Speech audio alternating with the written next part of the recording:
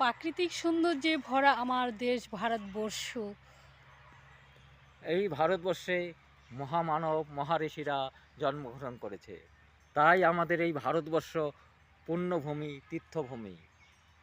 ভারত আমার ভারতবর্ষ, ভারতবর্ষ স্বদেশ আমার স্বপ্ন গো, তোমাতে আমরা লোভিয়া জনম ধন্য হয়েছি ধন্য গো।